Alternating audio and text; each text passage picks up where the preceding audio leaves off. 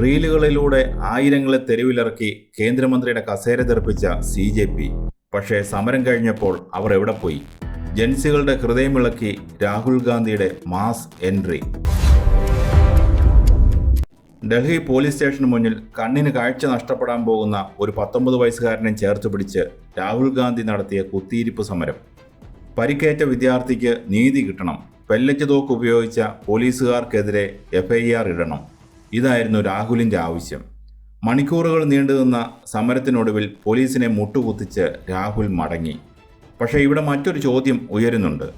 ഈ 19 വയസ്സുകാരൻ സാഹിൽ ലോചാപ് ആരാണ്? അയാൾ ഏത് സമരത്തിലാണ് പങ്കെടുത്തത്? നീറ്റ് ചോദ്യപേപ്പർ ചോർച്ചയ്ക്കെതിരെ ജന്തർ മന്ദറിൽ നടന്ന ഇന്ത്യയെ മുഴുവൻ ഞെട്ടിച്ച കോക്രോച്ച് ജനതാ പാർട്ടി അഥവാ CJPയുടെ പ്രക്ഷോഭത്തിലാണ് സാഹിലിന് പരിക്കേറ്റത്. CJP സമരത്തെ തുടർന്ന് കേന്ദ്ര വിദ്യാഭ്യാസ മന്ത്രി ധർമ്മേന്ദ്ര പ്രധാൻ രാജിവെച്ചു. സമരം ജയിച്ചു. പക്ഷേ ആ വിജയത്തിന് ശേഷം CJP എവിടെ പോയി? സമരത്തിൻ്റെ വിജയത്തിന് ശേഷം അഭിജിത് ദീപ്കയും സംഘവും വലിയ പ്രഖ്യാപനങ്ങൾ നടത്തി പത്രസമ്മേളനം വിളിച്ച് പിരിഞ്ഞതാണ്. അവർ പിന്നീട് മറ്റ് സമരങ്ങളാണ് പ്ലാൻ ചെയ്തത്. സർക്കാർ സ്കൂളുകളുടെ നവീകരണം തുടങ്ങി നിരവധി സമര പ്രഖ്യാപനങ്ങൾ. ജന്തർ മന്ദിറിനെയും അവിടെ പരിക്കേറ്റവരെയും പ്രതികളാക്കപ്പെട്ടവരെയും അവർ മറന്നു. പക്ഷേ അതേ പോയിന്റിൽ നിന്ന് കാര്യങ്ങൾ രാഹുൽ ഗാന്ധി ഏറ്റെടുക്കുന്ന കാഴ്ചയാണ് പിന്നീട് രാജ്യം കണ്ടത്. പെല്ലറ്റ് ആക്രമണത്തിൽ പരിക്കേറ്റ ആളെയും കൂട്ടി ഡൽഹി പോലീസ് സ്റ്റേഷനിലേക്ക് രാഹുൽ നേരെ കയറിച്ചെന്നു. CJP തിരിച്ചറിയാതെ പോയ ഈ സ്പേസ് രാഹുൽ ഗാന്ധി എങ്ങനെയാണ് കൃത്യമായി പിടിച്ചെടുത്തത്? രാഹുൽ പിടിച്ചെടുത്തു എന്ന് പറയാനാവില്ല. കാരണം രാഹുൽ വിദ്യാർത്ഥികളോടൊപ്പം തുടക്കം മുതലേ ഉണ്ടായിരുന്നു. സോഷ്യൽ മീഡിയയിലൂടെ ആളുകളെ തെരുവിലിറക്കിയ ഒരു ഇൻസ്റ്റന്റ് പ്രക്ഷോഭമായിരുന്നു CJPയുടേത്.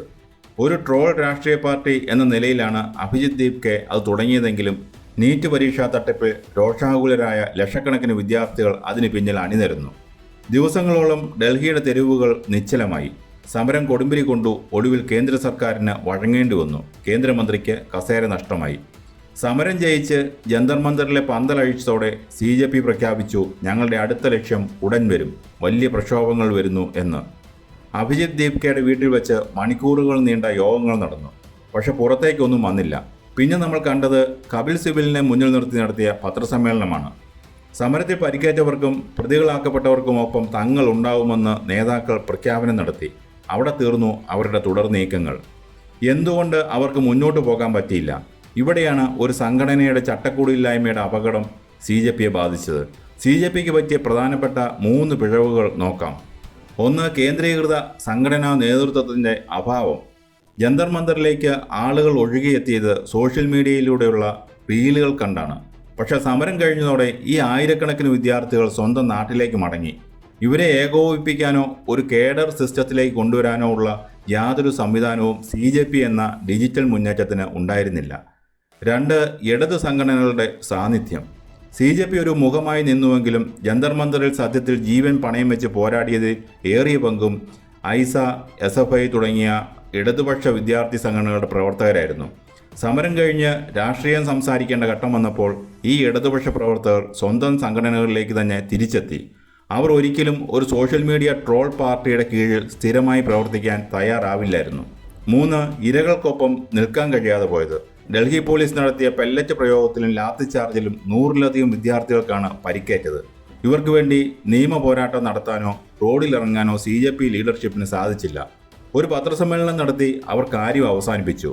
ഒരു പ്രക്ഷോഭത്തിൻ്റെ വിജയം എന്നത് മന്ത്രിയുടെ രാജിയോ സമരം തീരുന്നതോ മാത്രമല്ല, ആ സമരത്തിൽ ഒപ്പം നിന്ന് പോരാടിയവർക്ക് നീതി വാങ്ങി നൽകുക എന്നതുകൂടിയാണ്. അവിടെയാണ് CJP പരാജയപ്പെട്ടത്.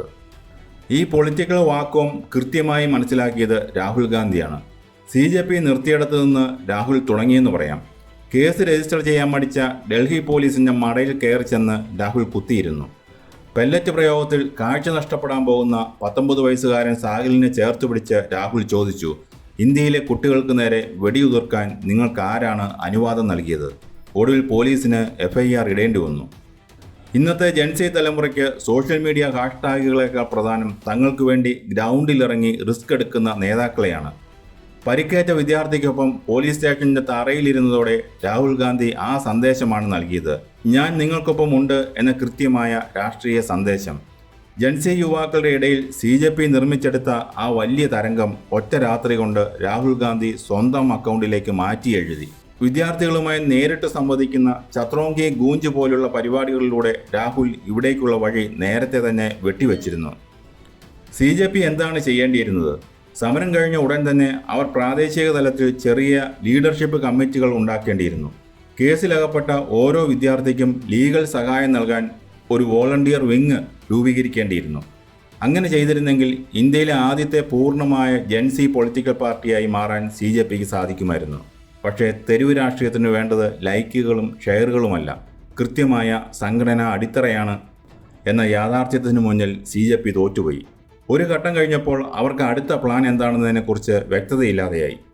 CJP എന്ന പ്രതിഭാസം ജന്തർ മന്ദറിൽ ഉദിച്ചുയർന്നു, ഒരു വലിയ മാറ്റത്തിന് തുടക്കമിട്ടു, ഒടുവിൽ ദിശയറിയാതെ നിൽക്കുന്നു. പക്ഷേ രാഷ്ട്രീയം എപ്പോഴും ഒഴിവുള്ള ഇടങ്ങളിലേക്ക് ഒഴുകിയെത്തും. CJP ഉപേക്ഷിച്ചിട്ട് പോയ ആ രാഷ്ട്രീയ പോരാട്ടത്തെ രാഹുൽ ഗാന്ധി ഏറ്റെടുത്തു. ഒരു പ്രക്ഷോഭത്തെ നയിക്കാൻ ഇൻസ്റ്റഗ്രാം റീലുകളും ട്രോളുകളും മാത്രം പോരാ. രാഹുൽ ഗാന്ധി ചെയ്തതുപോലെ ഗ്രൗണ്ടിലിറങ്ങി പോലീസ് സ്റ്റേഷൻ ഉപരോധിക്കുന്ന പരമ്പരാഗത രാഷ്ട്രീയ ശൈലിയെ മാറ്റി നിർത്താനാവില്ല.